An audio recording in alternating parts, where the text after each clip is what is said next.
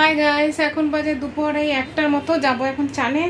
আজকে না কি হয়েছে দেখো, গ্যাসে রান্না বসাতে গিয়ে দেখি গ্যাস চলে গেছে, মানে গ্যাসের পাইপলাইন বন্ধ। কি হয়েছে আমাদের এখানে, তোমরা তো জানো যে আমাদের রাস্তার কাজ চলছে, তো রাস্তা কাটতে গিয়ে মানে পাইপলাইনটা কেটে দিয়েছে, তো পুরো এরিয়াতে গ্যাস নেই। মানে আজকে তখন আমি সকালবেলা রান্না করেছিলাম, মাছটা ভেজেছিলাম আর মানে বসাতে গেছি, আর চিংড়ি মাছটা বের করেছি, বরফ ছেড়েছে, বসাতে গেছি, গ্যাস নেই। তো তারপরে কি করলাম বলো তো, তারপরে পুরো ঘর, যেহেতু দুর্গা আসছে, মানে একটু আমার কাজ ছিল, অফিসের কাজগুলো করলাম হাফ অ্যান আওয়ার না 1 আওয়ারের মতো।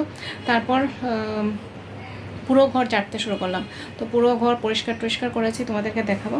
আর তোমাদেরকে দেখানো হচ্ছে না, মানে এতদিন থেকে দেখানো হচ্ছে না, আমি সময় করে উঠতে পারছি না যে আমি মেয়ের জন্য কি কিনেছি। সবাই দেখাচ্ছে, বললাম আমিও দেখাই।